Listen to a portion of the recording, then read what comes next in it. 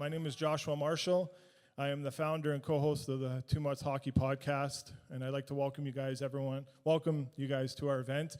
I appreciate everyone making the way here. I know the roads were a bit tough and the conditions aren't the greatest out there, but means a lot that you guys are here tonight. And we're doing all this to raise money for both those charities, the Child Advocacy Center and Kids Sport Alberta. They mean a lot to me, so it's nice to do this. And this is the first event that we're going to do of many down the road here. We have a lot of amazing guests tonight, and you guys are going to see a lot of them throughout the evening. Elliot Friedman from Hockey Night Canada is our host, and you guys will see him very soon. You'll have a keynote speak from Tyler Smith. He is a tremendous and an amazing human being. He's going to be here tonight too, and he has a keynote speak that you guys will be able to see. And after his speech, you guys can get some signed pictures from him out in the lobby after his speech. And then there's a hot stove panel that Elliot Friedman is going to host with Kevin Lowe, Kirk Hill, Matt Demosek, Mark Jones, and Sonny Barr. So we appreciate everyone being here tonight. Before we get things kicked off, I'd like to get your attentions to our screens. We have a very special announcement and a special video. We have two. This is one of the two videos we have, so please take a look. Hello everyone, good evening and happy Monday. My name is Tony Brar from Oilers TV, and I wish I could be in attendance for this wonderful night. Thank you to Josh, Too Much Hockey Podcast, and all of the sponsors for making a night like this possible. But most importantly, thank you to you, to every single person in this room watching this video ahead of what should be a wonderful night, for doing your part, for showing up and keeping the conversation around mental health ongoing and a positive one. As someone who has gone through situational depression back in 2020, I understand the importance of having support. Actually, one individual that I want to recognize in attendance tonight, that being my brother, of course. He'll be joining Elliot Friedman, Kurt Hill, and Kevin Lowe on the hot stove tonight. And my brother Sonny was with me every single step of the way as I continued to get better and back to where I needed to be. So thank you, Sonny. I love you, and I love every single person in the room here tonight. I hope you all have a wonderful night, and let's keep the conversation going. And the fact that this conversation is being accompanied by two organizations that will be benefiting from a night like this to keep the positive talk around mental health going, but also growing the accessibility around youth sports, you could not ask for a better Monday. Thank you so much. All love, always. Enjoy your night. Thank you, Tony, for that. I'm going to bring out a co-host of mine and a new friend that I just met. So I'd like to welcome Melissa Lowe. That's Kevin Lowe's niece, and Sonny Seacon from the Too Much Hockey Podcast. Sonny has a few opening remarks, so I'll pass the mic over to him, and go ahead, my friend. Yeah, good evening, everyone. Before we get started, I wanted to have everyone give a big round of applause for everyone who made today possible. The organizers, our families, friends, and our sponsors. And as Tony just mentioned, everyone here tonight, all of you, this is what it's all about. So give yourselves a round of applause, and thanks for making it out. Like many Edmontonians, I try to show up when someone asks for help. Tonight, our sponsors showed up to make this happen, and it brings joy to all of us. They step up. Tonight, you see companies, rivals no bigger than provincial foes, the Calgary Flames and the Edmonton Oilers, stepping up to be on the same team to support the silent auction. So get out there and bid on stuff there. But you see rival businesses like Kin Real Estate, Shinaboychuk Realty, rival sports associations like Aswan Hockey, Upanaw Hockey, South Asian Hockey, all uniting because the cause is so important, and causes transcend any differences, and it's amazing what we can do when we collaborate together. For those of you who don't know me, I'm Sonny, and I'm here to actually support Josh. Josh is one of my best friends, and he's one of the bravest people I know. Not because of what he's done on the ball hockey court, and that he would fight anyone silly enough to drop the gloves, take him to Uppercut City, But because Josh is brave, open, and transparent with his mental health journey in a space that's not always necessarily feeling safe to do so. So by being open and honest, he shares his story so that anyone that endures those types of challenges might have the courage to seek help and to know that they have support. When I was growing up, events like this didn't exist. The advice back then, tape it up, throw some ice on it, keep going. Spoiler alert, that doesn't work. You train your body, why not your mind? Whether it's mindfulness, journaling, or just checking in with a teammate. Investing in mental health is essential. A positive team culture is about more than winning games. It's about being a good teammate and supporting your teammates on and off the ice. Let's normalize asking, how are you really doing? And let's normalize answering honestly. Breaking the stigma around mental health takes all of us. And being here tonight is a step in the right direction, but there's still work to do. So let's take full advantage of this event, listen, learn, ask tough questions, and share your stories. Together, we can keep making progress and show the world that talking about mental health isn't weakness, it's strength. Thank you all for being here, and thank you, Josh, for being an inspiration. Thank you.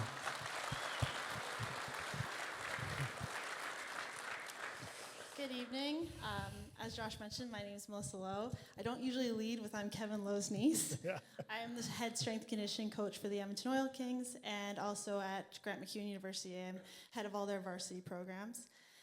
When Josh asked me to speak tonight, I was really struggling with what to say, and so I call it an occupational hazard. I went to work out. That always helps me kind of get my thoughts in order. And as I walked into the gym, one of my colleagues came right up to me, unprompted, and said, "Mel, what are you good at?" Okay. Just out of the blue, what are you good at? It took me a second and took it back, wasn't an insult. And I thought about it and I said, you know what? I'm really good at creating safe relationships with my athletes. I've had players confide in me when things aren't going well. They broke up with their girlfriend. They've had stress of NHL, scouts coming and talking to them, and just comes to me naturally to just talk to them and provide a safe space. That's something I'm really proud that I provide for my athletes.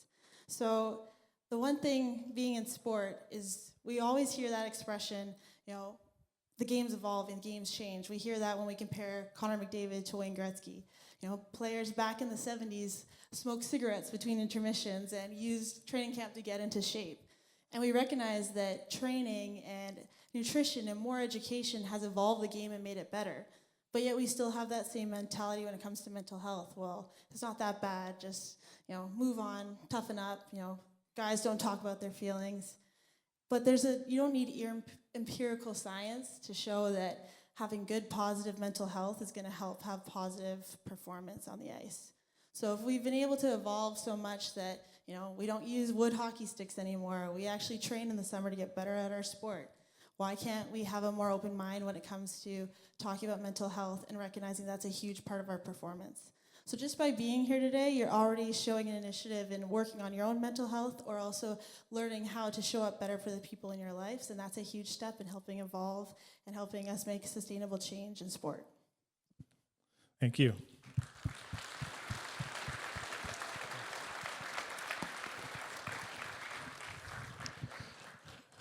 Just a little about my story and why this event is here today. First and foremost, this is the church I go to. It's my home church, and I have an amazing support system here. Also have an amazing support system with my therapist, Anna. My story, it's a bit emotional. Might not cry, but I might cry. But, it kind of started when I was 12. I lost my grandma at the age of 12. Then when I was 14, earlier on, I lost my grandfather.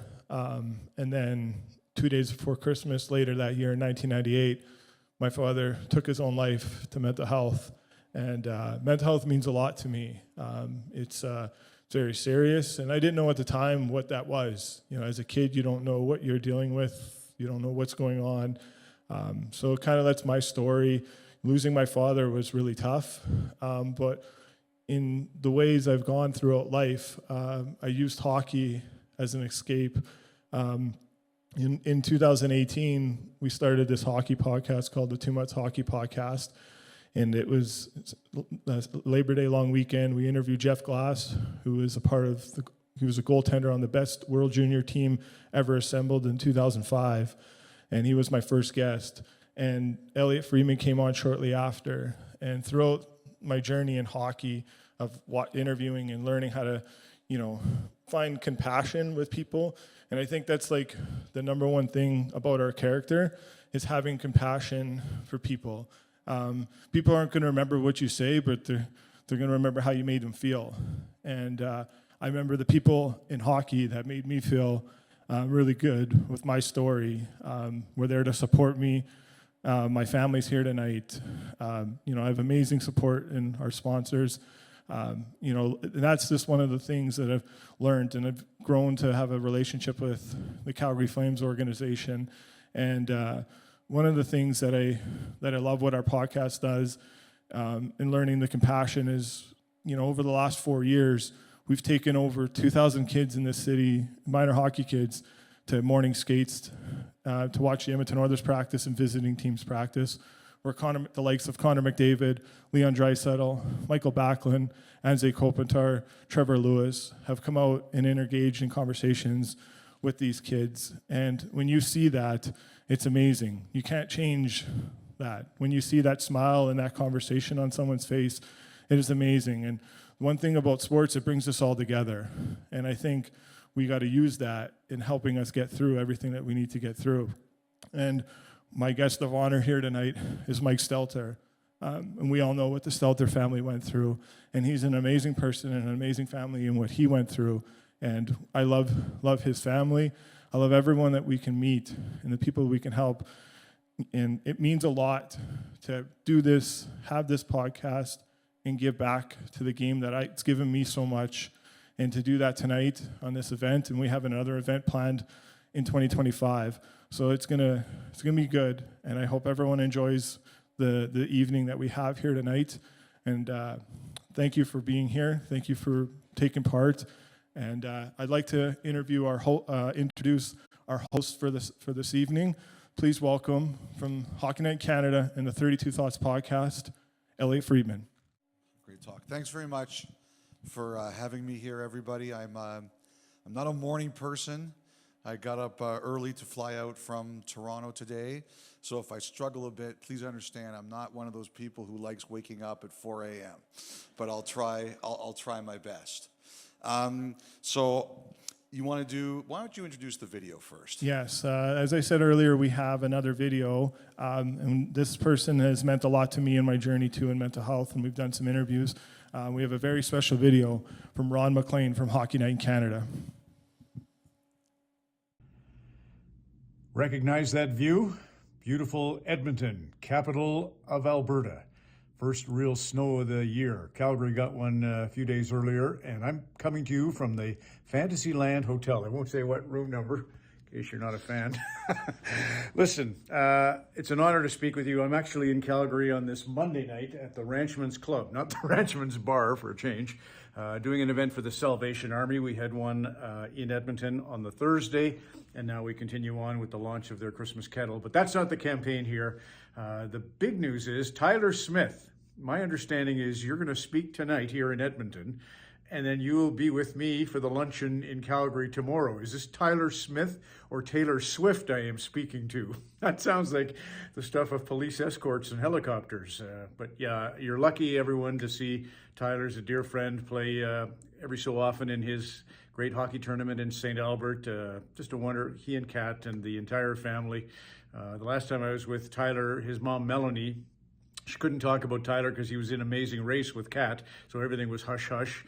And then Graydon, his brother, was getting married, and Melanie had been out picking out the wedding dress. And I said, can you tell me about the dress? She said, no, I can't talk about that either. So I said, really looking forward to seeing Tyler's parents and being actually able to speak with them this time around. Might have to do a push-up contest. Okay, Elliot Friedman. And Mark Jones, by the way, quick hello. I'm a Red Deerian, as you know, and we can't say enough about the work Mark and the Child Advocacy Center and Sheldon Kennedy have done.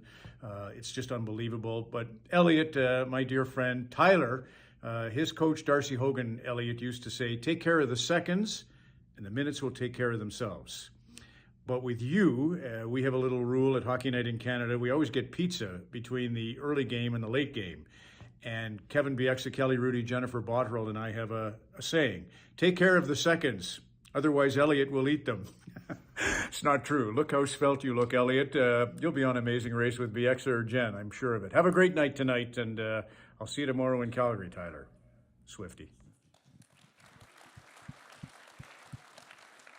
Okay, the story about pizza is a lie, but if Ron was talking about chocolate, it would be true. I have a weakness for chocolate. I love chocolate.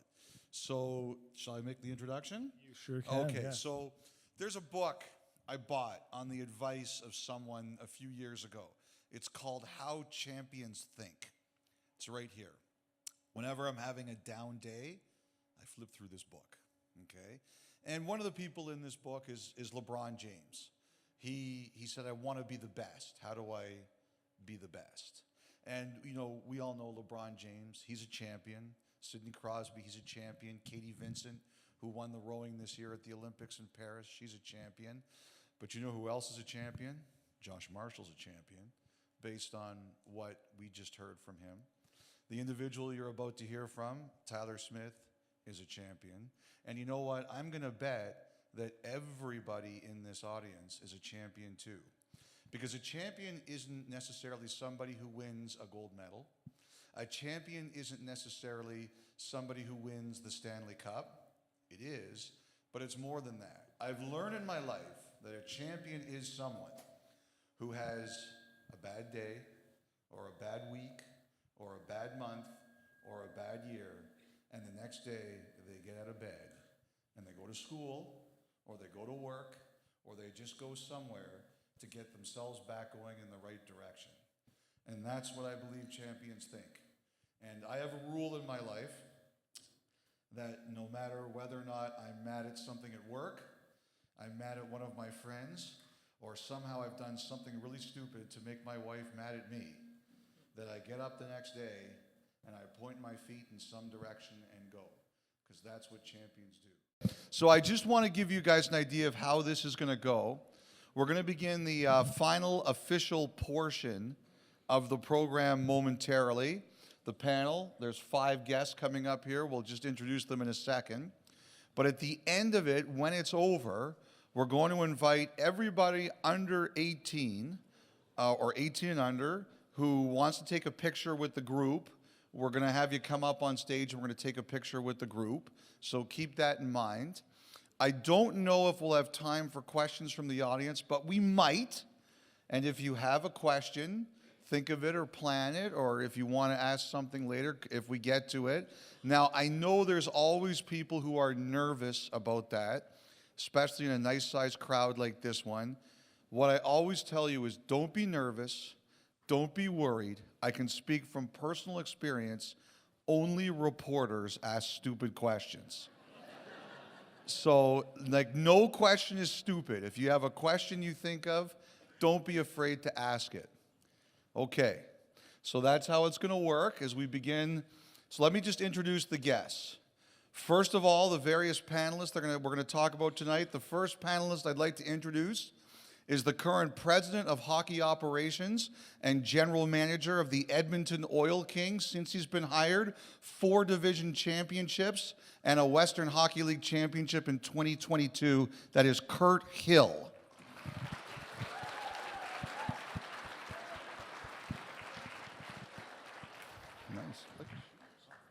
Okay.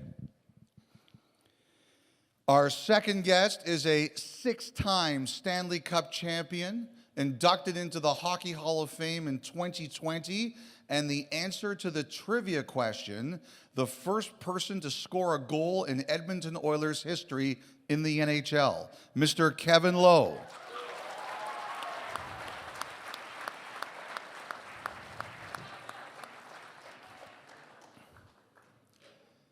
Our third guest was a very successful minor hockey girls coach in Red Deer, won 4 provincial championships. He is the CEO of the Sheldon Kennedy Center of Excellence. Ladies and gentlemen, please welcome Mark Jones.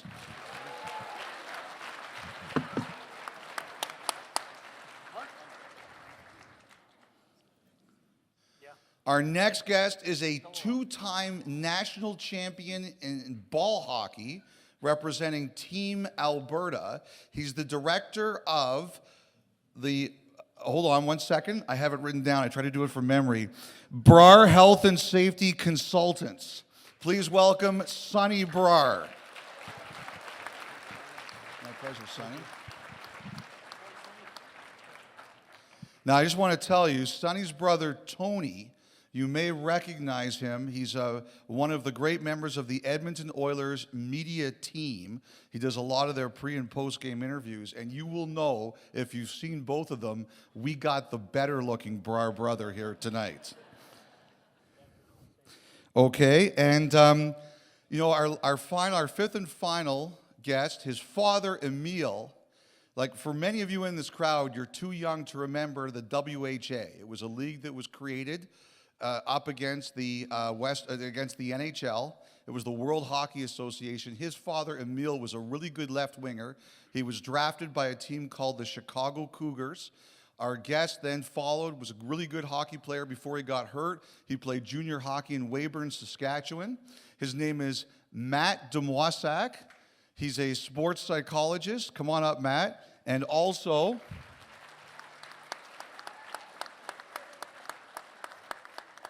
he helps run Mind Buffs. He's got the t-shirt tonight, one of the companies that is sponsoring this event.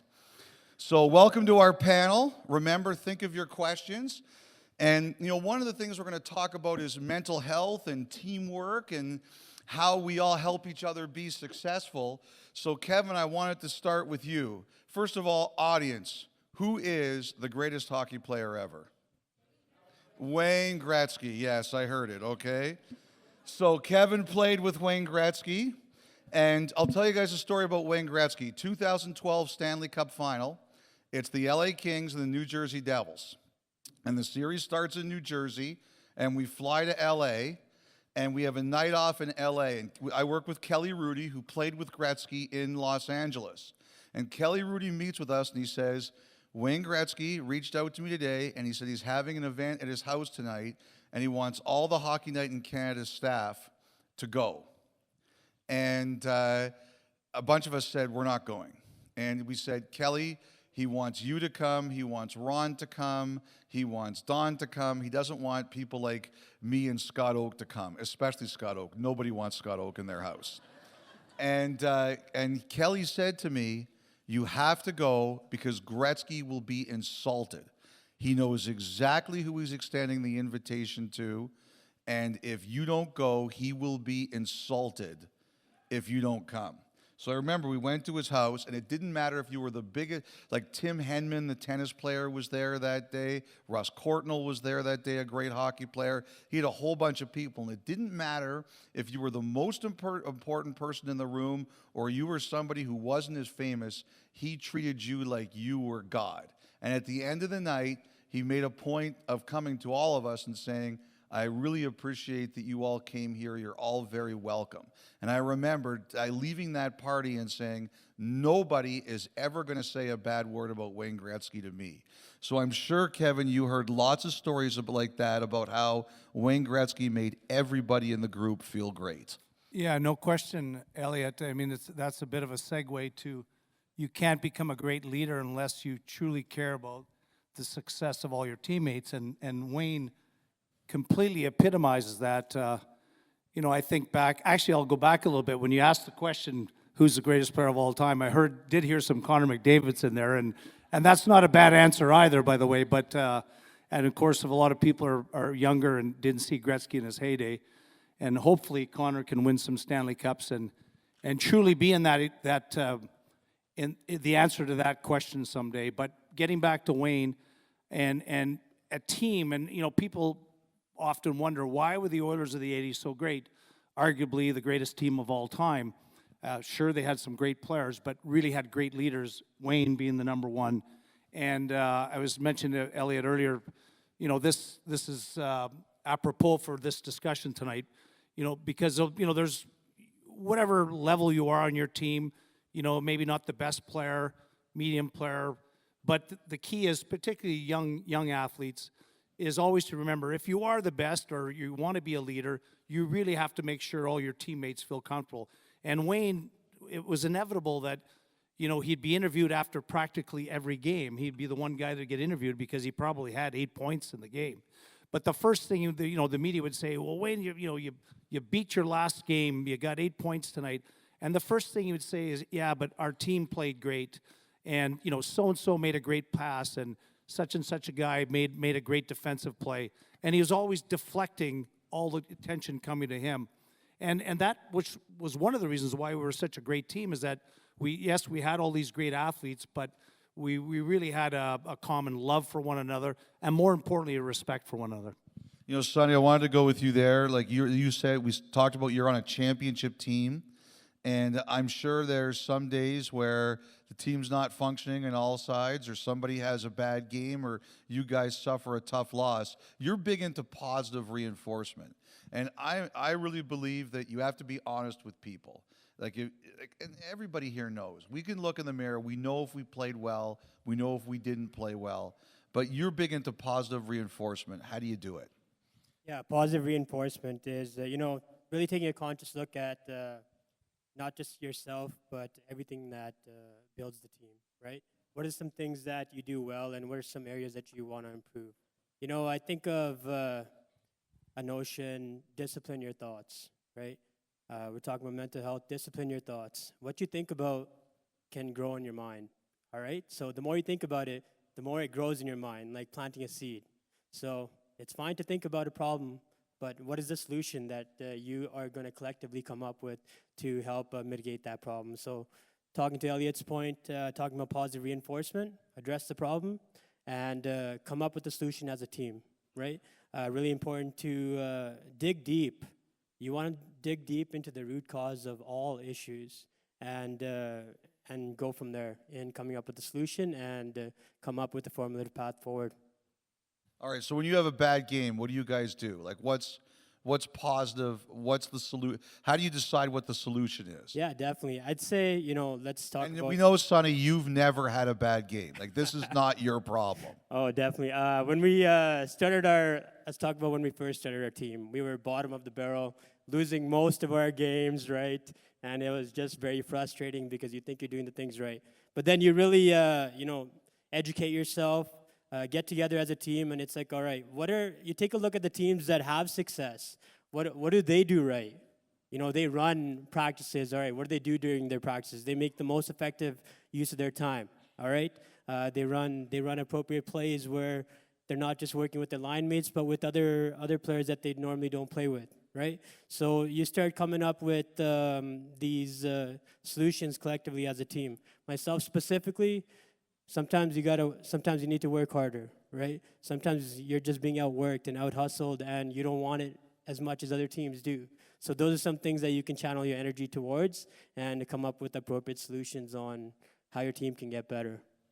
Matt, you talk about the perfection trap. What is that? Perfection is one of the worst things that we can connect to our definition of success. Okay, so the foundation of sports psychology is essentially like flow state, being in the zone.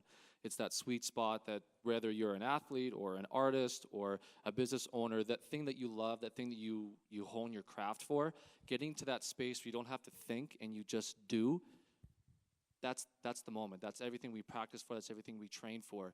But perfection doesn't lead you down that path to flow state.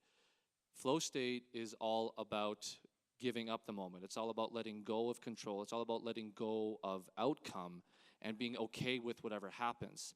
That makes it easier for the body and the mind to just be present, focus on what that next task is.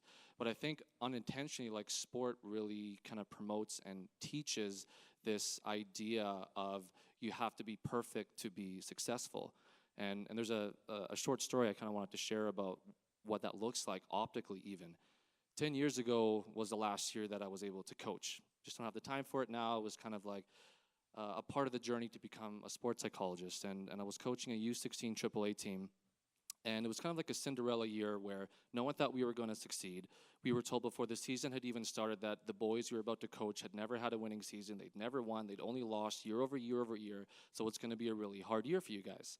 So our mission that entire year was to be able to help them reshape their sense of belief so that we could disconnect all the previous years and they could build a new sense of identity with this new team. And it took the whole year. We barely made it into playoffs. We barely made it into provincials, but in the final game, there's this moment that I'll never forget about.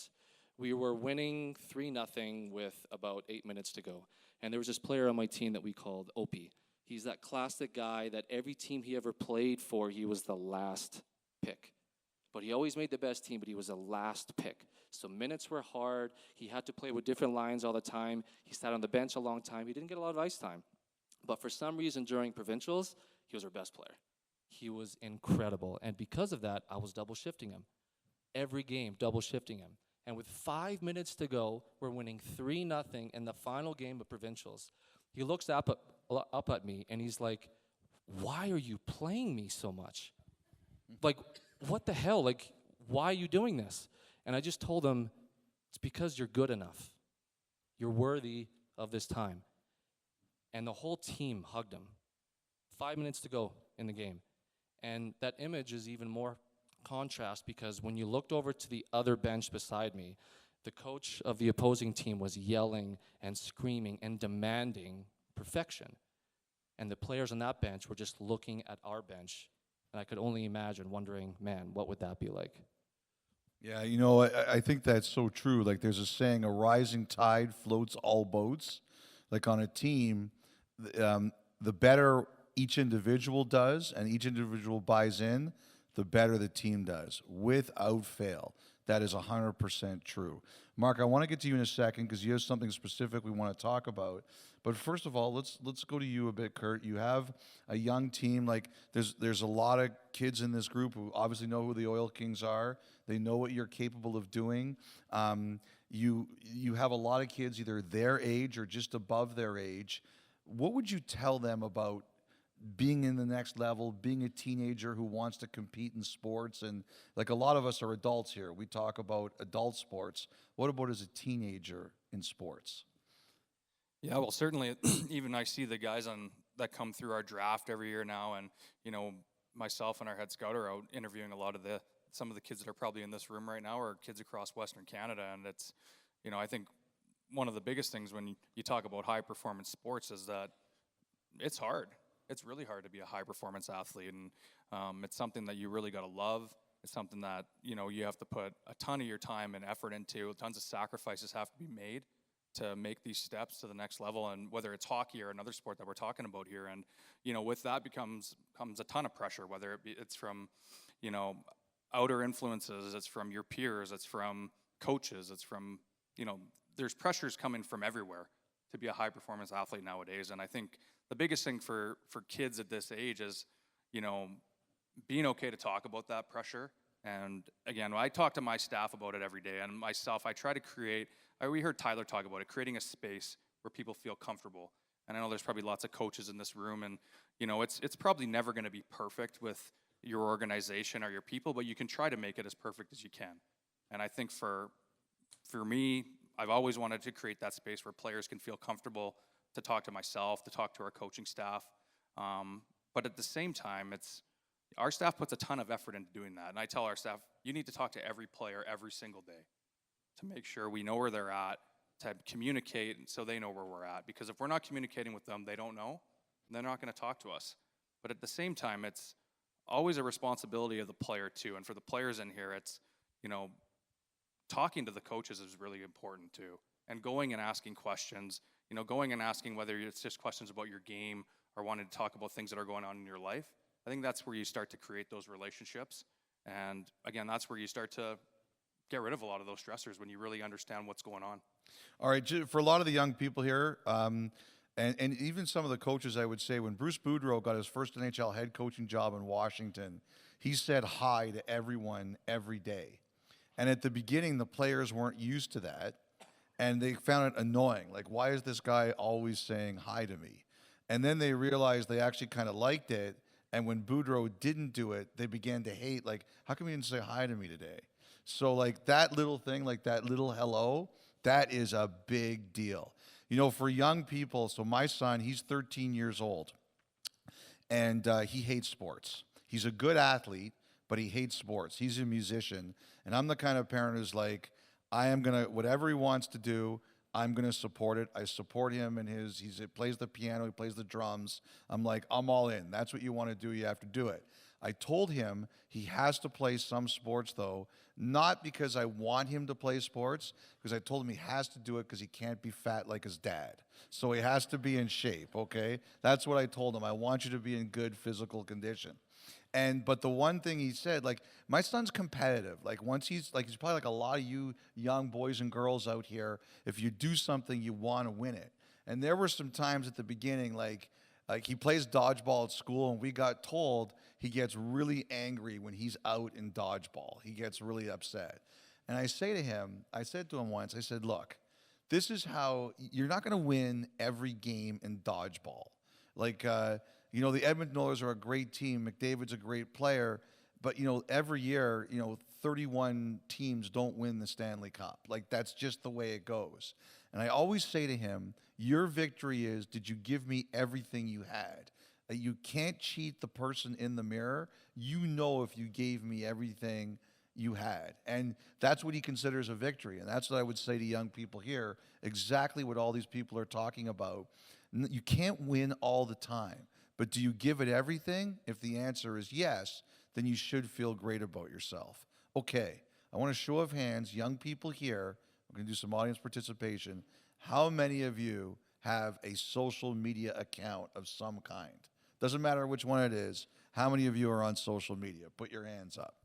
Okay, so there's a lot. And I know social media, it can be fun. You can put yourself out there. You can be creative. But it can also be really scary because people can say mean things to you, and it doesn't always feel great. Mark, you wanted to talk about social media. I think that is a huge deal for young people today, so let's give you the floor first. Yeah, just to go off what Matt said, I quit playing organized sports before I talked social media when I was 14 years old, and it was because of coaching. I had so many coaches that the game wasn't about the kids, the game was about them, and it was about their own egos and being something that they tried to create something that the kids didn't want to create it. And that, I always said, I started coaching when I was 15, and I coached for probably the next 30 years between baseball and hockey, but it was always about fun, and it was instilling fun in the kids. Back in the day, in the 83, 84, 85, when I would drive to watch Kevin and the team play, they had fun.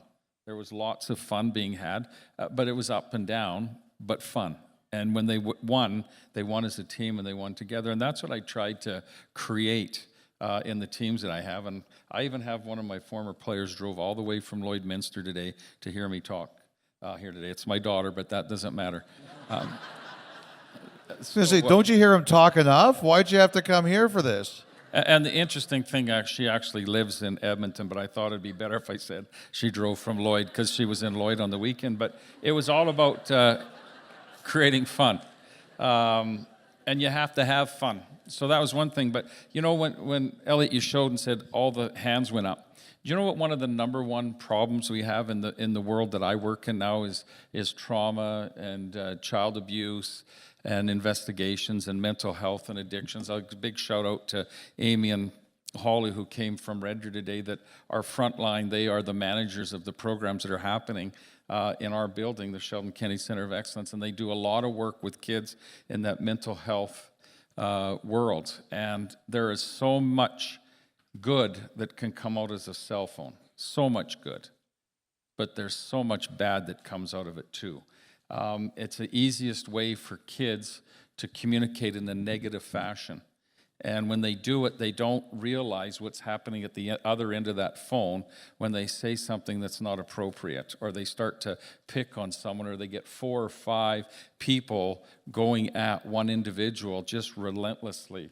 And what that does is create great problems for the victim, because that person is a victim. So I would say to all of you here, if you're that person that knows a teammate or somebody is sending something to somebody, and you know full well, you're the champion if you stand up and say, stop it. Because it's becoming a real epidemic here, and it's not a good one. Because go back 15, 16 years ago, there wasn't the social media. There wasn't that. If you had a problem with someone, guess what? You had to say it to their face. And you didn't have 5 or 6 people that you had to hide behind a telephone in your little cell phone and send all these things. So I always say to people, if you're not brave enough to say it face to face to somebody, you shouldn't be saying it. But if you're a teammate and you're a real good teammate, you're going to stop that teammate that you know full well is saying negative things to other people because it's harmful. You might be courageous because there's 10 of you that know that it's happening, but think of the person that's getting that message from you because it's not a good one. And I always say this, Sheldon Kennedy, we were at a talking to a high school in Red Deer, and there was a problem in the school that there was a whole bunch of stuff being said on social media and just relentless. And I'll never forget this. Sheldon went in, and there was some terrible things they were saying about girls and stuff. And Sheldon went into the room and asked all the boys in there, said, how many of you have a mom? And they all put their hands up. And how many of you have sisters? Probably 90% of them put their hand up. And he said, would you really like someone saying those things about your mom or your sister? And they all, no, no, no. And then he says, then why is it acceptable for you to do that and know full well you're doing it?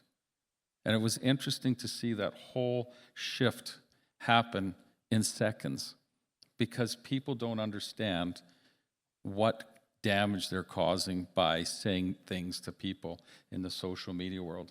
We need to celebrate the fun, the things that the Oil Kings are doing and creating, and the things that Matt's working with people to try and get out there and be the best they can, and leave all the side things. Be the champion that doesn't stand up or that stands up for and says to a teammate, not appropriate. That's a real champion, is the one that's got the courage to say, stop doing that, because it's not good for people's mental health. Kurt, you're dealing with a lot of teenagers on social media.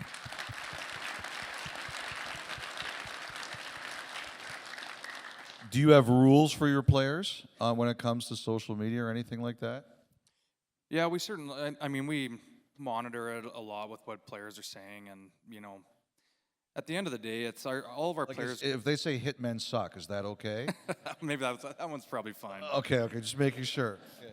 No, they go through, again, with where the league's at today, and I mean, the amount of training our players go through, it's pretty impressive, like the extra courses they do from Canadian Mental Health, social media training through the league, but at the end of the day, you can go through all the training you want, but if you don't have the right people in the dressing room leading the rest of the group, it's going to go off the beaten path at some point, and I think it's tremendous what our leadership group does, from the top down. Again, like the young players in our league, they're incorporated into that leadership group right away, and our guys get together and talk a lot about things that are going on. And I think about this going through the last 2 years of what our team's been through, because I mean, you go from winning the Division 4 years in a championship like you spoke about, and then you go to winning 10 games the next year. And you know, I think a lot of what we're talking about here today, I think I learned a lot about that through that 10-win season, way more than I did through the 40 and 50-win seasons when everything's rolling good. And it's getting that feel from our players on a daily basis on how hard it was and what they were going through was, again, that wears on you even as a manager and as a coach every day. But I'll say, like, the players, they're resilient, and especially when you can get together as a group and talk about it on a daily basis, it's amazing what you can overcome as a group.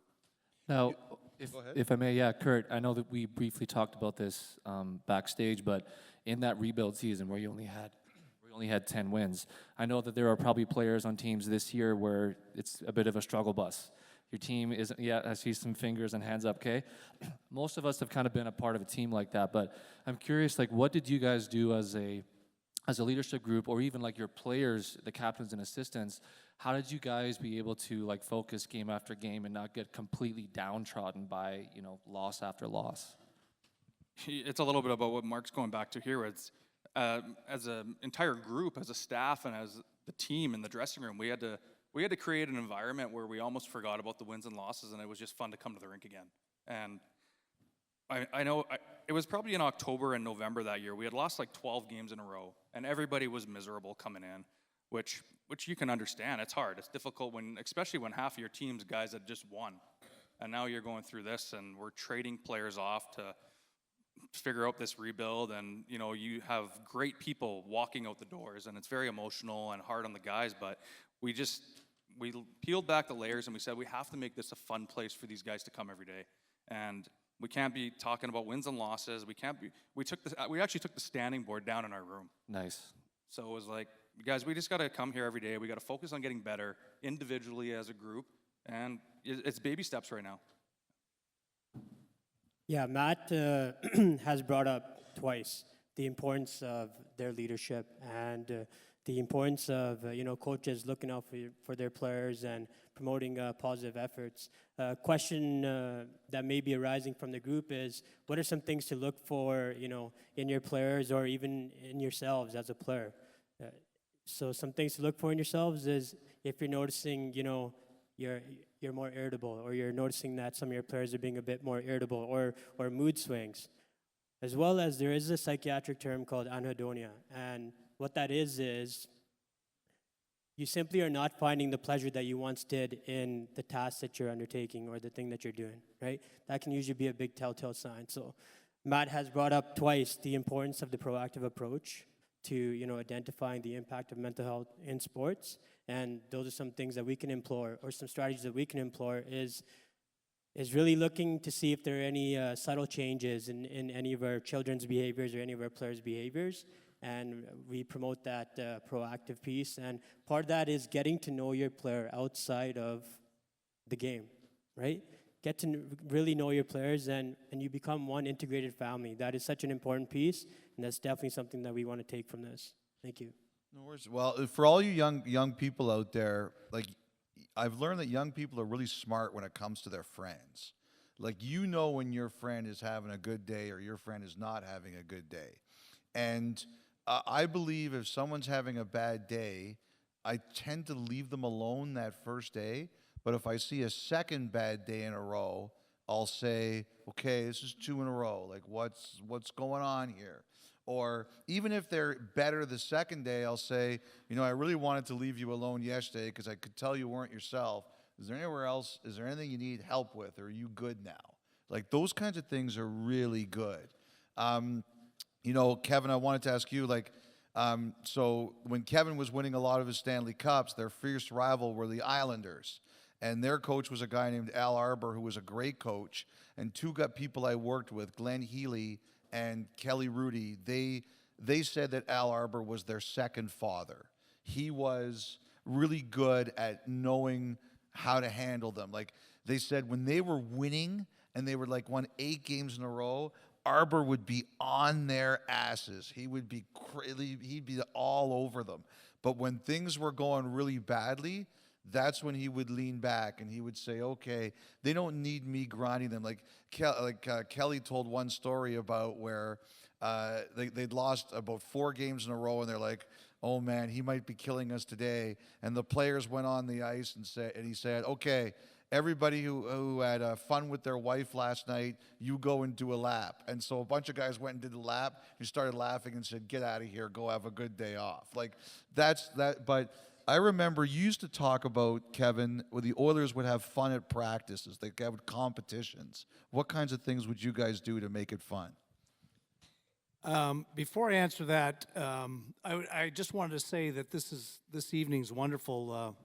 Particularly listening to Ty. I'd never heard Ty speak before. I thought it was just amazing. And I think there's a couple things I want to sort of, from my perspective, for all the young athletes here.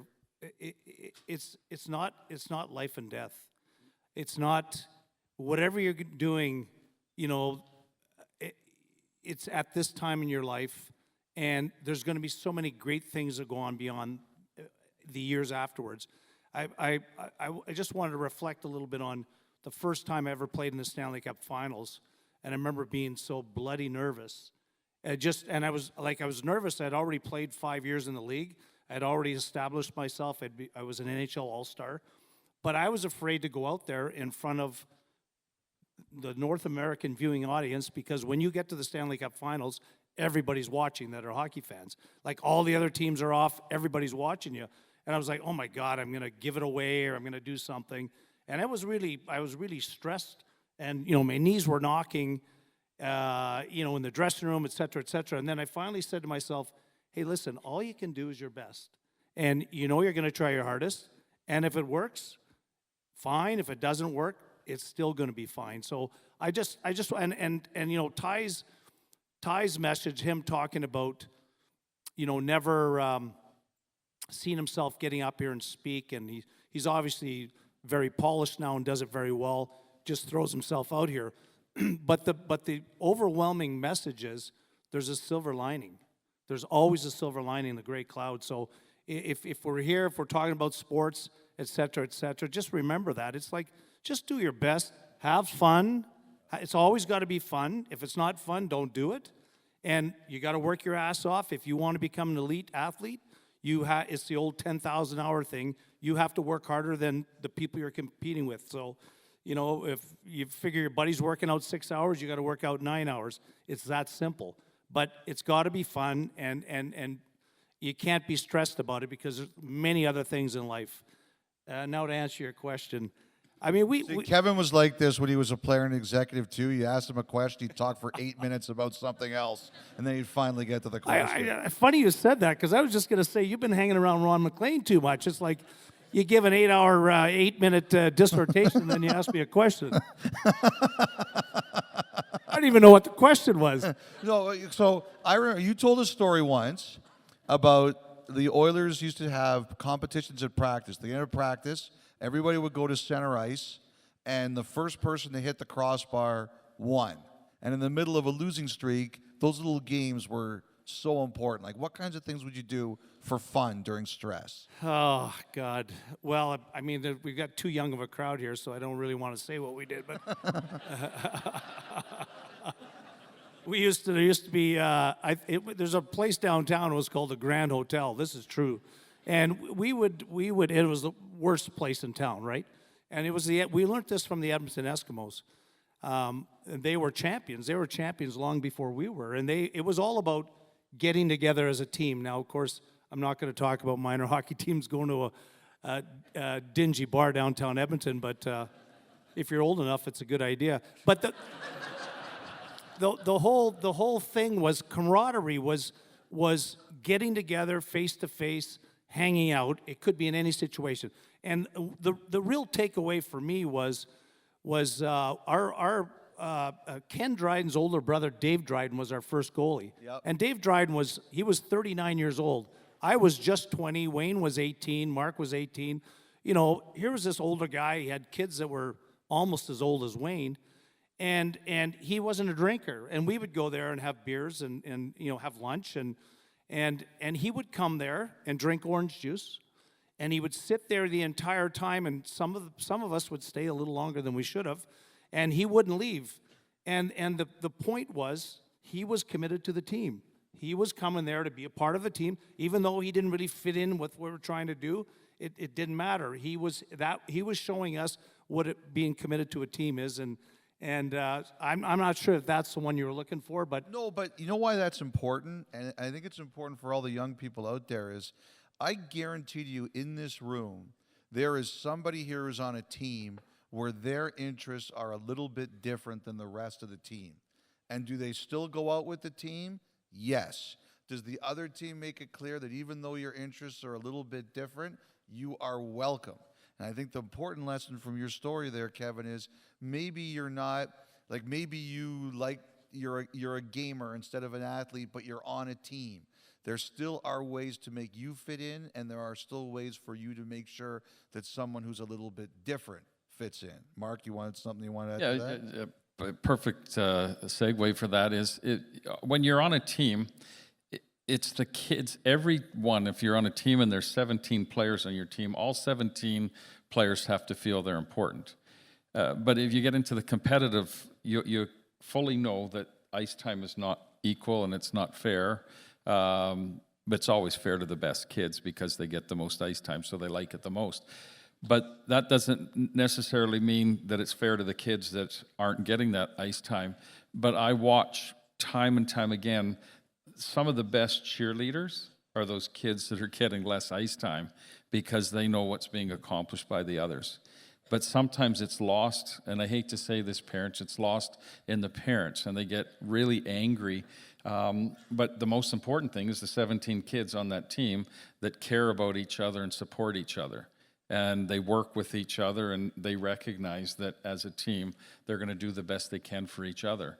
And quite often, I've always said, if we left the parents out of the rink and just let the kids go and play and do what they're going to do, we would have lots of fun and lots of opportunities, because no one's coming home and saying, geez, you didn't get as much time as Jimmy did today. And, you know, that Jimmy was out there 14 times today, and I noticed that you only got 3 times. And kids at the end of the day, they care, but they care more about being a teammate and being a part of an organization. There's nothing better in the world to feel that you belong to something. And I think we lose that often, that we forget that sense of belonging is critically important to kids to be accepted by their peers and work together. Yeah, that's really well said. I've been doing a lot of reading and thinking lately about friendship and just how that's not really something we talk about too often. And yet it's something that when we've been a part of like a close-knit team, like that's oftentimes those are the things that we remember the most, are the friendships and the things that happened away from the game. And I was doing some reading, and it was interesting that when you consider a best friend isn't someone that you go to and you talk to about the things that you're really struggling with. A best friend is that person that you know you can talk to about the thing that you want to celebrate with, because you know that they won't try to say anything negative about you. They won't try to be competitive at you. They'll actually celebrate with you. And I think this is something that you can still create healthy competition in sport. Like everything we're talking about, mental health and decreasing stress, it doesn't mean that let's put competition aside and just only focus on fun. Like you can still have a lot of fun and be incredibly competitive, but there is a significant difference between being competitive at your teammates and being competitive with. A lot of young athletes' confidence comes from, I feel good when someone else is doing bad. That's competitive at. But competitive with is when you see your teammate having a good shift or having a good game and being like, I want to show him and I want to do better. And it is key for a winning culture to have that mindset where you're not being pitted against each other to get that ice time, but you are pushing each other to compete for that ice time. Yeah, I've got a couple of things, and this is the neat thing about being on a panel, because stuff just hits you. So you talk about that being competitive with and competitive at. I saw something a week ago. I was in Silver Lake watching the bull riding, and I can see right in the front row, Cody Kovarchuk is here, one of the top bull riders in Canada. We're trying to do everything he could to ride those bulls successfully to win the $10,000 that's on the line. And I was watching him and successful riding the bulls all night, and it's going to come down to the last couple bull riders whether or not who's going to win that 10 grand. And I watched the videotape of the young bear kid riding his bull, and if he was successful and going to ride that bull, that meant Cody wasn't going to win. But I watched, you could see in the background, all of the bull riders cheering and going crazy for this kid when he got to the 5 second, 6 second, 7 second, which to them, they were going to, none of those ones that were doing the cheering was going to win that 10 grand because he was going to do it. And I watched them throw their hats into the ring. And to me, I looked at that and I went, what a different breed. And that's why there's that camaraderie there. Even though it meant that there was going to be money won by somebody else, that actual cheering for someone to be successful at your own cost. I tremendous amount of respect, and I said that to Cody afterwards. I just, like, to me, that's the heart of a champion. That's the someone that's saying, hey, if someone else is going to beat me at their best, I'm going to cheer for them the whole way through. And that's what it's an individual sport, but really that night it was a team sport. Unless it's the Calgary Flames. Correct. We don't cheer ever for them. That is correct. I'll add something there, Elliot, to your original point of what about when you're in a slump, right? And these little things like, all right, whoever can hit the crossbar 3 times. That's the positive notion of setting micro goals when you're in a slump. Sometimes it just takes that little bit of, team confidence to get you out of a slump and get you back to winning, if winning is the goal. But the goal to winning is to actually have fun. When Kevin Lowe won all these Stanley Cups, I bet you he was having a ride, all right? He was having a ton of fun. So when you are finding yourself in some sort of slump, whether individual or as a team, and this is beyond sports, really harness the things that make you feel good, all right? Start with micro goals. Whether if you're going on a run, you haven't run in a long time, don't think about running 20K in 5 months. Think about, all right, I'm going to hit the first kilometer. Next week, I'm going to do 2 kilometers. Next week, I'm going to do 3. And you create this positive ripple effect for yourself. And next thing you know, you're not even running 20K in 5 months. You're running a full marathon, right? So it's really that notion of creating that positive impact for yourself. That's great advice. Great advice. Matt Sundin once said the best compliment he ever received was that he looked like he was more excited when a teammate scored as opposed to when he scored. He liked that when people said that about him. So I want to talk to you guys a little bit about stress, because everybody in here, no matter what age you are, you feel stress. So one of the things I've done is on my phone, I've downloaded an app, and it's called the Breathing app. And basically, it's got this little ball, and it just goes big, small, with some fun music. And I do it when I find that I'm like, I just need to shut down the world for a sec. I go 5 minutes. I just sit there quietly and I listen to it, and it does wonders for me. I wonder what everybody on this panel does when they feel stressed. What do you do? Matt, we'll start with you. First thing I do when I'm stressed is think about connection. Right, so connection's kind of key to everything. Everything we've been talking about currently has been about the difference between healthy and unhealthy connection. So when I'm feeling really stressed, and even from like a science perspective, I need someone else's nervous system to help mine. I need someone else who's maybe in a little bit better place than I am, so that I can kind of get out of that cloud, whether it's emotionally, spiritually, or the thoughts I'm having, and be able to just be with someone or people that I can just feel that sense of connection with. And basically every small moment in between, I too am a huge advocate of mindfulness and breathing and meditation. But I always think about who's the first person I can connect with to be able to kind of help me share in the burden of that stress. Not that you become a burden, but that we're not meant to hold on to that stress by ourselves. Another reason why team sports is so amazing. We get to share a goal, we get to share stress, we get to share the hardship of the season together. So my answer is definitely, who can I connect with? Sonny. Yeah, I'm going to start with what is stress? Define stress. Stress doesn't have to be a bad thing. Stress, there's a term eustress and distress. Eustress starts with EU, like the word euphoria. For me personally, sometimes stress helps me meet a deadline way before I would ever think that I would finish that, right? So the definition of stress, and when I am stressed, I'll think about gratitude. I'm in a place of privilege to have this opportunity. So think of your life as opportunities. I'm in this place of stress because I have this opportunity ahead of me. Pressure is a privilege. Not everyone has the privilege to feel pressure. So how you can interpret that and turn it into a form of gratitude is a great way to manifest that stress into something that you want to achieve. So my answer to that is just keeping mindful of the things that I'm grateful for when I'm stressed. Mark. Yeah, so Sonny said a little bit earlier that, you get into be a runner, and I've always thought stress, I become a rummer, and it's usually spiced rum, and amazing, it makes you feel really good after 4 or 5, and maybe the next day you're still stressed, but in the moment it was good. No, seriously, I always think of the word perspective, because I say what's the stress to me? Put it in perspective. And we deal with a lot of situations. Have my whole life in the teaching world, being an administrator now at the Child Advocacy Center, it really helps in that perspective world. Because really, what is stress to me when I know what other people are going through and what families are living through, and it kind of makes your stress a lot more manageable because there's so many people out there, their perspective is not a good one.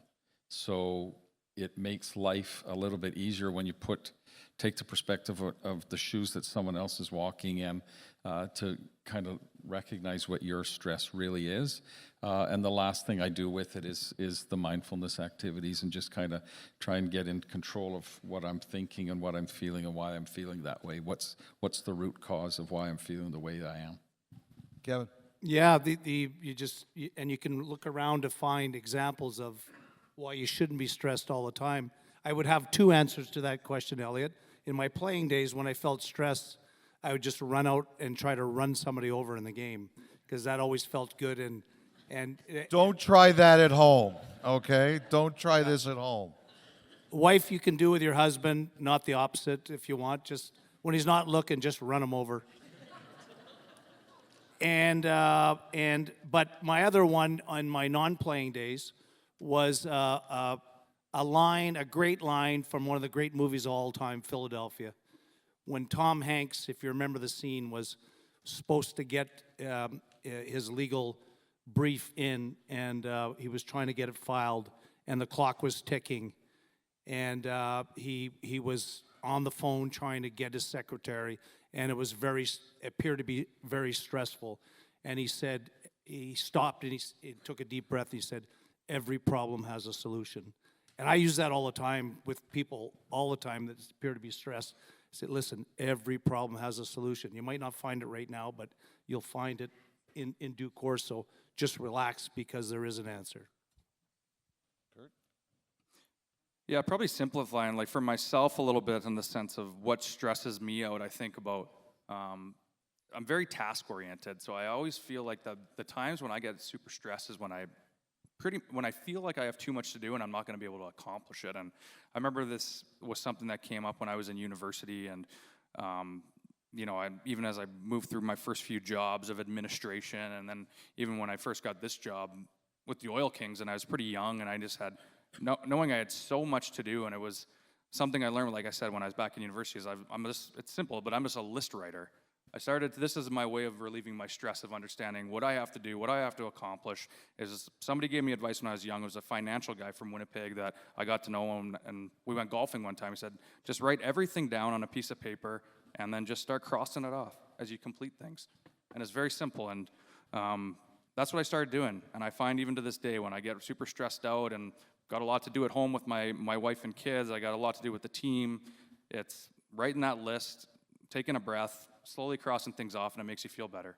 And my lists have gotten more sophisticated now because my wife makes fun of me, but I got these fancy pens here. They got 4 colors, so now I got 4 colors on my list. Those are the best pens. Are we not right? Like, those are the best Those are pens? the ones. So Do you carry like a little notepad? I do have a notepad, but I got a full-page one in my office that I carry in my backpack all the time, and I got 4 corners, and I write everything out in 4 different sections of things I have to accomplish. I feel, and I add and I delete from it every week. Okay, I want to tell you some things about what he just talked about, Kurt just talked about. So for years, people have been telling me to journal, because they say someday you're going to want to write a book, and you're going to have to remember those stories. So this year, at the start of the summer, I said, I'm going to start journaling. Finally, it took me 54 years. I finally did it. I got to tell you, you do not understand how much it makes me feel better.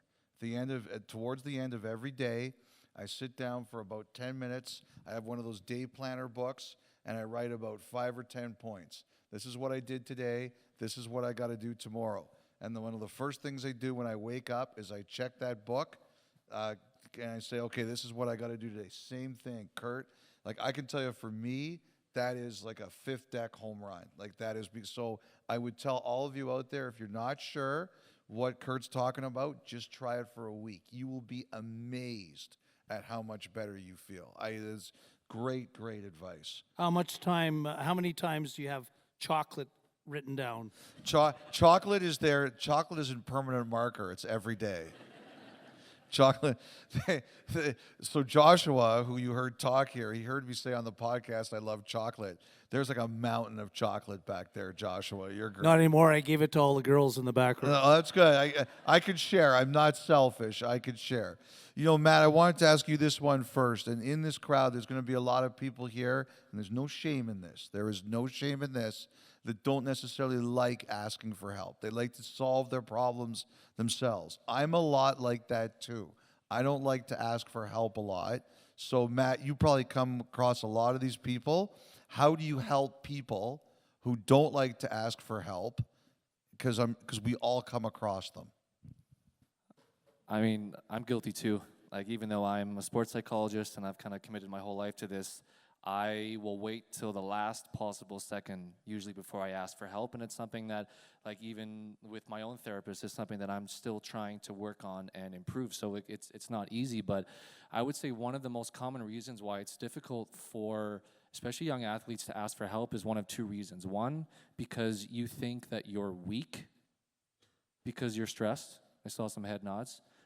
That's a lie, right? You're not weak for telling someone that you're not okay, and I'll circle back to that.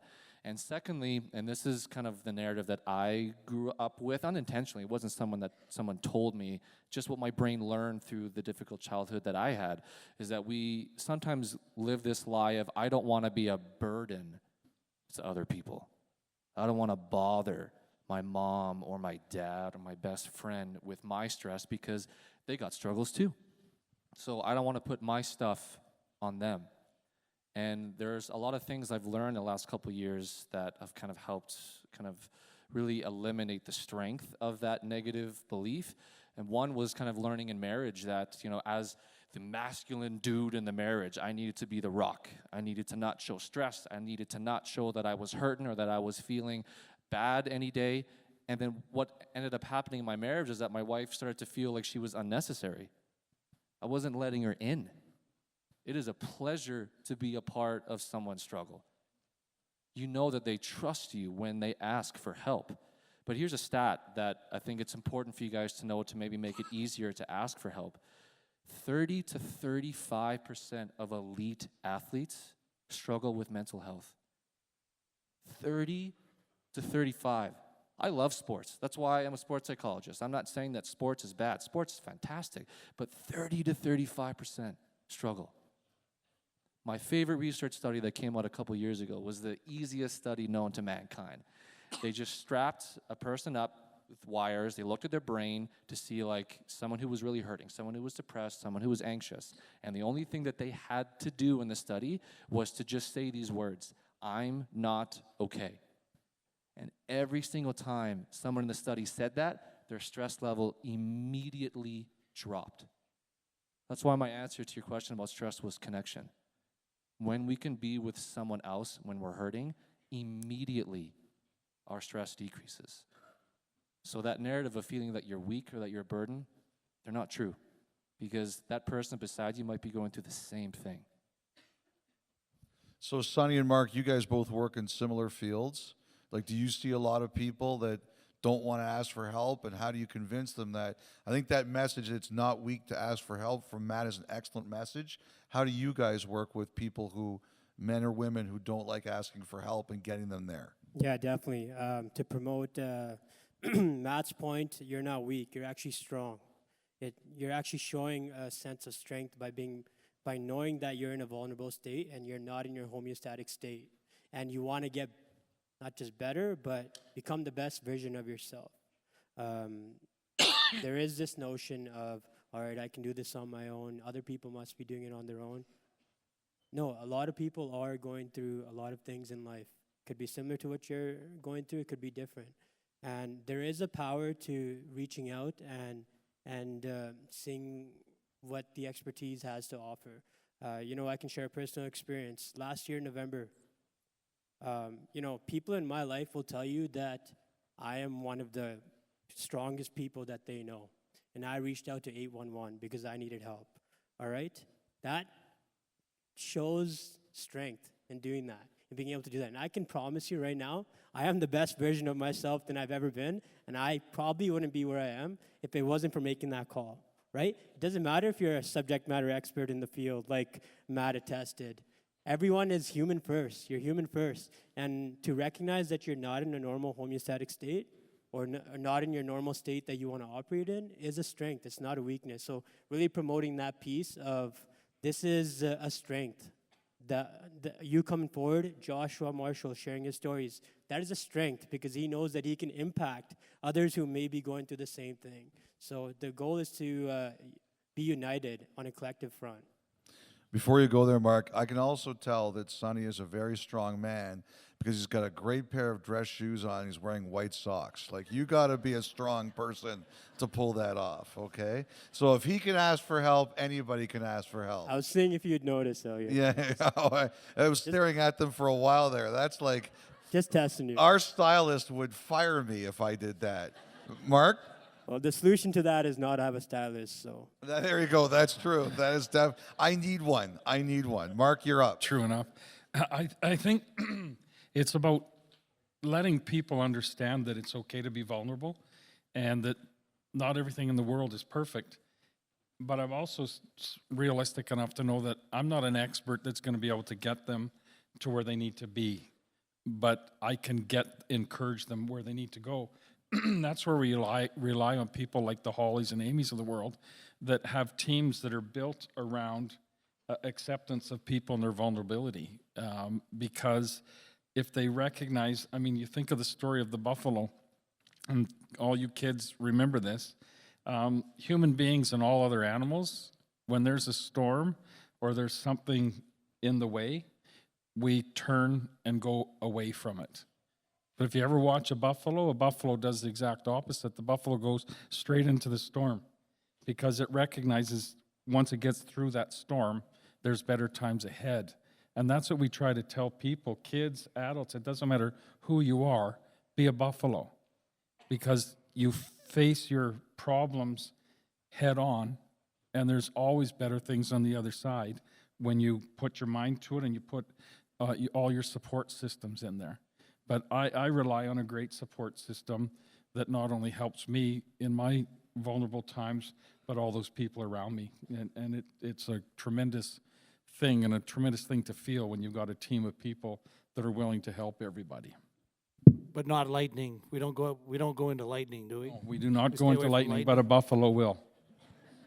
I don't want to put Kevin and Kurt too much on the spot here, but like in a dressing room, was there something, Kevin, you remember from your playing days, or Kurt, Kevin, you were obviously a manager and a coach too, or Kurt from your playing days, or as a manager or a coach, where you saw something in a dressing room where you were surprised that a player would say that or do that, and then when it was over, you were like, wow, did that help us in a really positive way?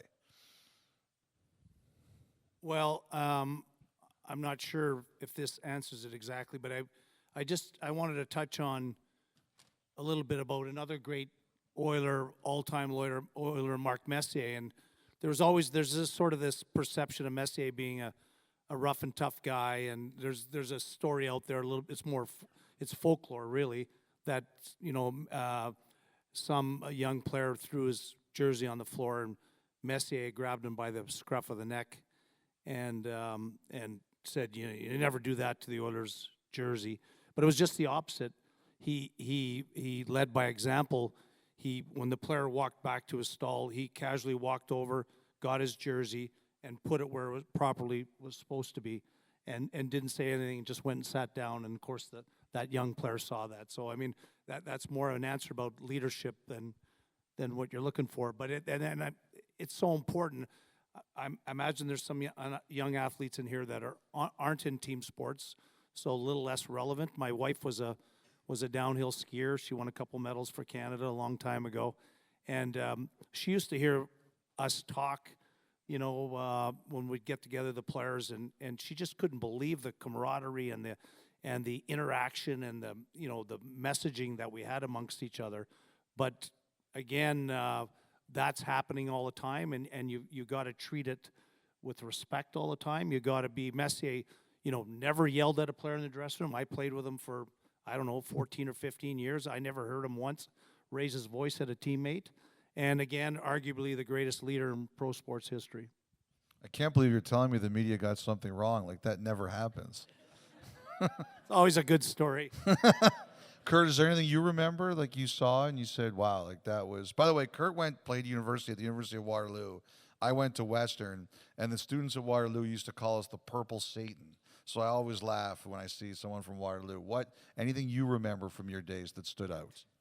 Yeah, I remember when I got traded from Kelowna to Regina. It was a kind of an interesting time in Regina. They had a bunch of players on the team that had got caught kind of going out after curfew, and the GM was pissed off, and he just decided, we're going to make a bunch of trades here in the next 2 weeks and bring some guys in. And I remember there's about 5 of us that got traded there, probably in the span of 2 weeks.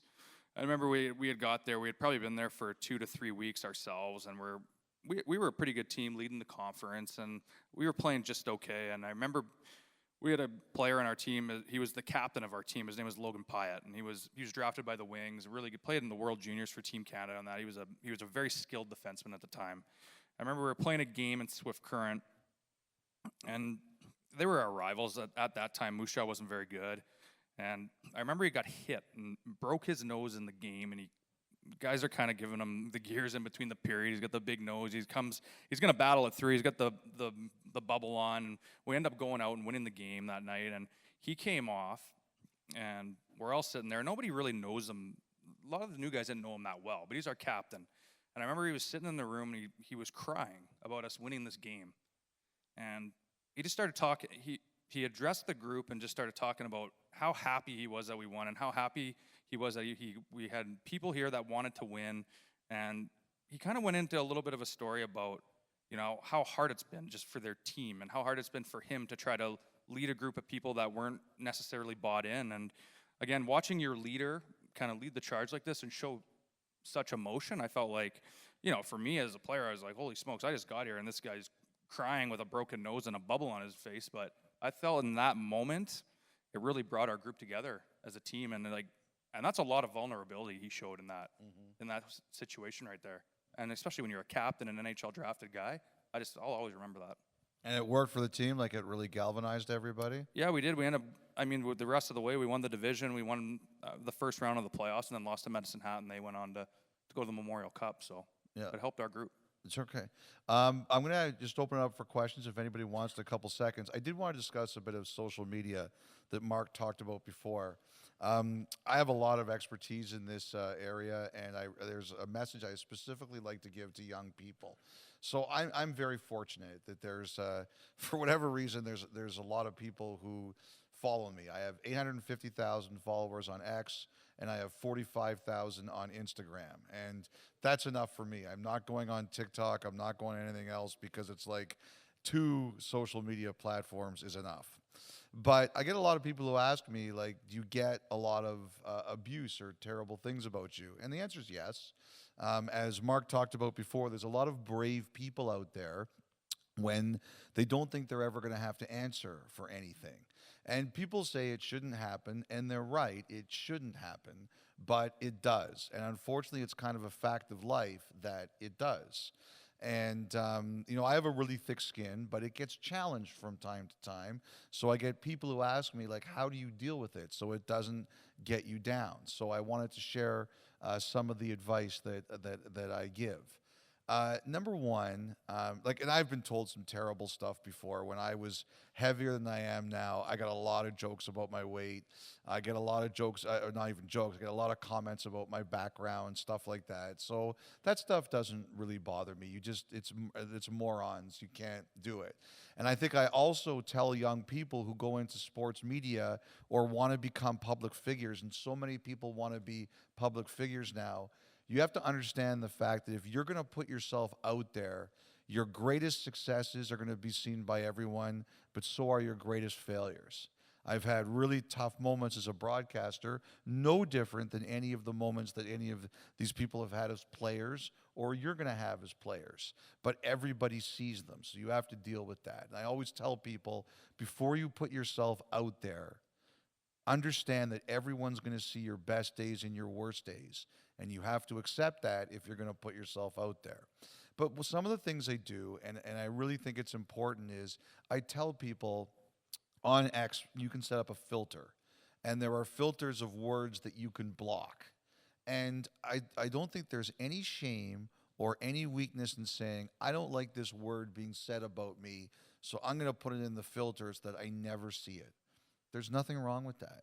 You wouldn't let anybody in your classroom, on your team, on your street, on your social club, whatever it is, say a word like that to you. Why should you have to put up with it online? So set a filter, block it out of your world. Number two, and I think this is very important, limit the amount of people whose opinions really matter to you. Okay, so in my life, whose opinion matters to me? My wife's opinion matters to me. My wife is a great partner. She puts up with all my stupidity. And also, she is the best in the world at looking at me and telling me, Elliot, you're being a complete idiot. Like, just get back to being who you're supposed to be. So her opinion matters. My employers, my bosses, their opinion matters because they're my employers. I have to listen to what they say, no matter what, even if I don't always agree with it. Like people like Ron, like Kevin Bieksa, like David Amber, like they're good friends of mine. Even though Kevin is like at times the most annoying person in the world, he is a great human being and he always means well. If he tells me I'm wrong or he gives me a critique, I know it's coming from a very good place. And also, I have a group of friends. Last night, we played cards. We try to play every couple months. We've been friends since high school. I know that if they tell me something, it's coming from the right place. So I think when it comes to social media here and there, it's a big world out there, and you're going to hear a lot of things you don't like to hear. There's no shame in creating a filter which blocks words. There's no shame in ignoring someone who doesn't matter. And also, if, like, some people think like it's weakness if they block someone or mute someone, it's not. You wouldn't, if someone was that toxic in your life, you would cut them out in person. Why would it be any different with someone you don't know online? So those are the, like, that, and also too, I'll tell you one other thing. I have a rule. It's the 10-second rule, okay? And it's not like dropping food on the floor. The 10-second rule is, if I'm writing something that isn't a trade, like if it's a personal thing or something else, I write it out, and before I either press send on X or on Instagram, I look at it for 10 seconds. And if after 10 seconds I'm like, this isn't a good idea, I erase it. The 10-second rule has probably saved my job about 50 times. So that is a piece of advice I would give you all too. Okay, does anyone, we have a few minutes left, does anybody have a question they want to ask? The light's in my eyes, so I really can't see. Does someone have a question they want to ask? Anyone? Anyone? Bueller? I see somebody back there. Yes?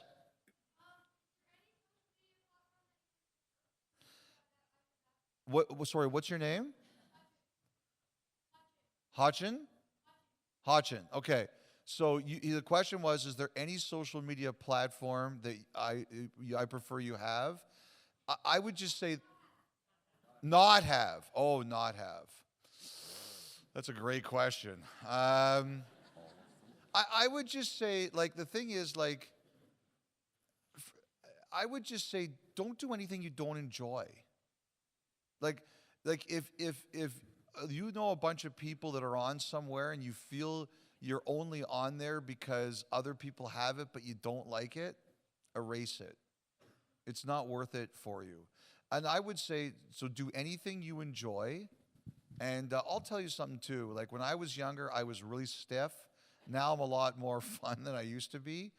Like, don't hesitate to try new things. But if you don't like it, erase it. I'll tell you a story about Lou Lamoriello. This is one of my favorite stories.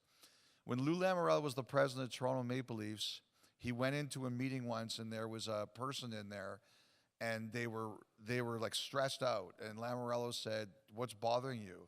And he goes, "I got this email and it's driving me crazy." And Lamoriello says, "Can I see it?" And he goes, "Sure." And Lamoriello erased the email from the guy's phone. And the guy goes, "Well, what did you do that for?" He goes, "It's not going to bother you anymore."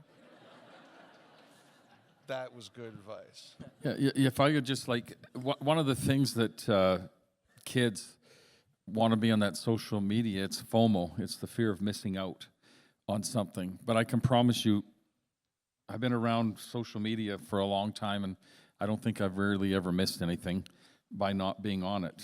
And if you're on your social media, you're on your phone, and it becomes so important to you that you need to be on it all the time. That is, you can't put it down. You have a problem, and that problem is you need to put that phone down. And parents, you need to be strong enough to say to your kids, you don't need your phone. And the one other thing I'd say to every parent in this room tonight, never should a child go to bed with a phone in their room, ever. Never. It should never happen. And if you're letting it happen, you're just creating the problem in your home. So kids can go without a phone. It's not going to be the end of the world. Just go back to the year 2000. Nobody had a phone. Oh, Mark, the parents love you, Mark. The parents love you in this room. You know what? Honestly, kids, if you really, really analyzed it, you would love it too, because go outside and play. Go to the outdoor rink. Go in your front of your street and play street hockey. Go out there and do something, and don't worry about who's saying what on a social media network. Just go out and create your own fun. When I was a kid, we walked to school uphill both ways. That's right. Just remember that. Mark has just revealed his age. He's 1,046 years old. No, Does you know anybody what was else really, have a question? What was they really wanna ask? exciting is I found out that Kevin Lowe's older than I am. I really liked it. Not by can't- It much. happens. You can't tell. All right. Anyone else have a question? Yes, sir. I see you here in a white hoodie. What's your name? Ridley. I love names.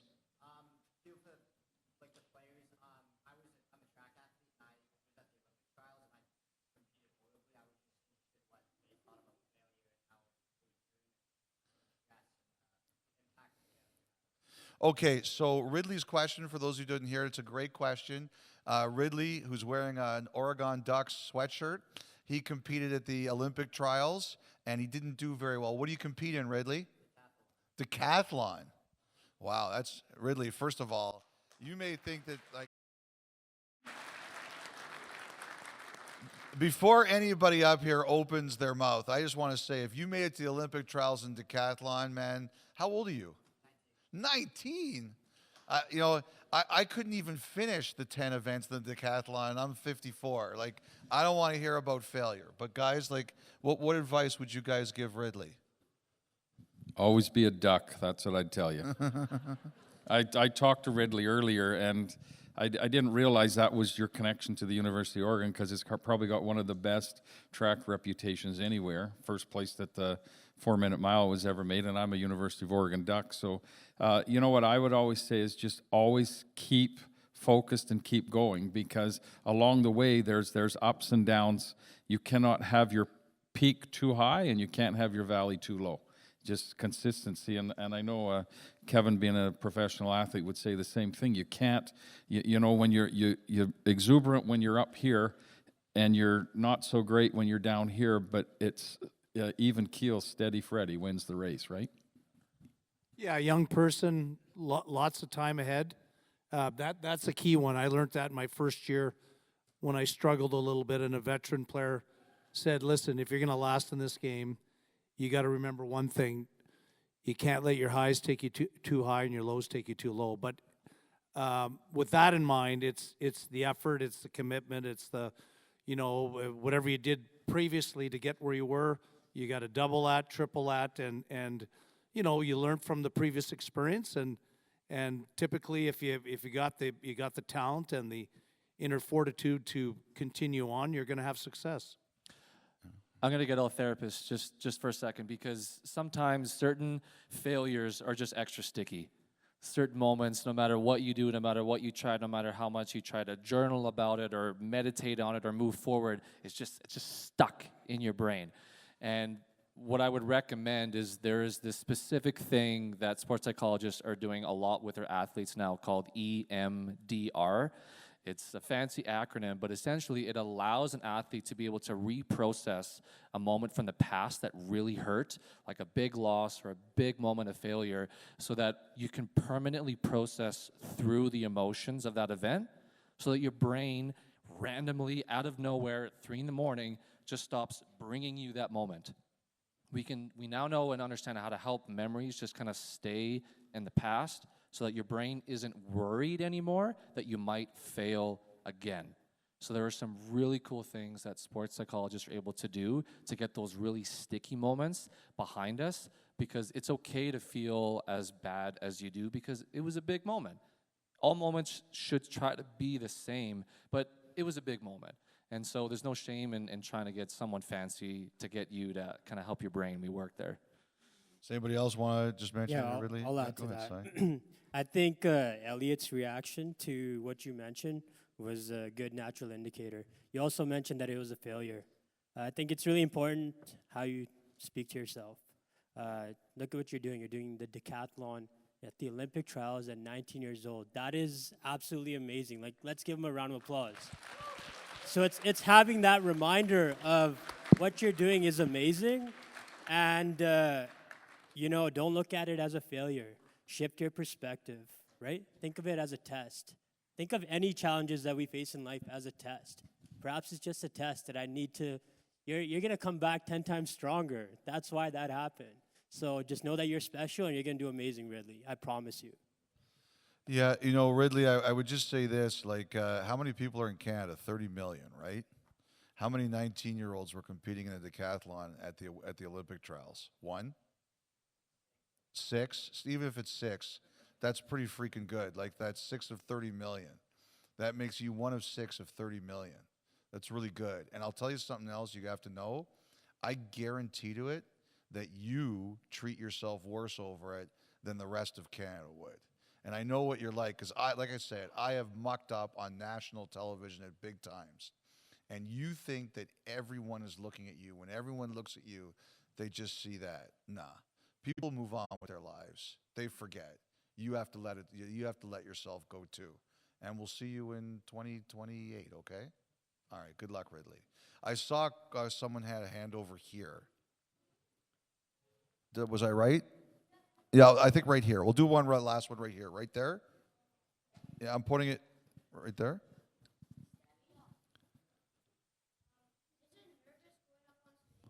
Is it nervous going up on stage? What's your name? Rylan? Is anyone here nervous up on stage? I'll answer that. Yeah.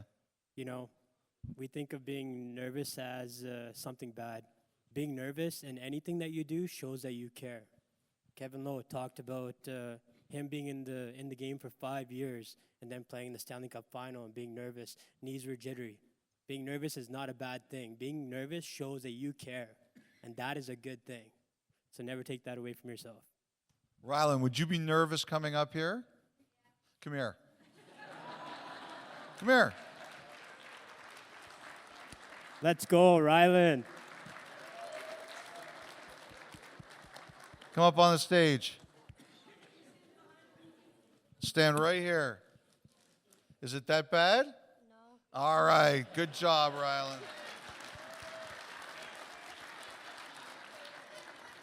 All right, we got to wrap up here. Before I go, I want to get. Has anybody not said anything they really wanted to say? I do want to give a shout out to Josh, because Sure. Josh came. Yeah.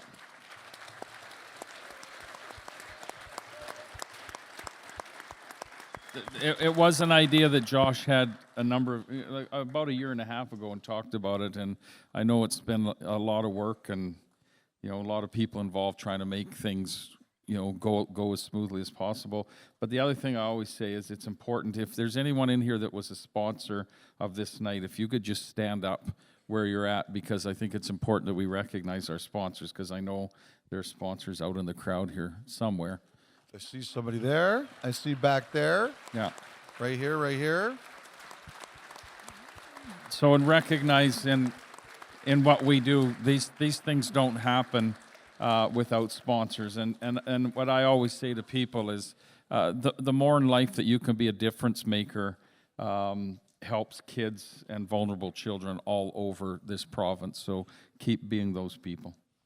Okay, so great stuff. And so we just want to ask all the kids to come up. We're going to do a picture. So Riley, you get to come up on stage again a second time. But come on up, and we're going to do a photo with the group.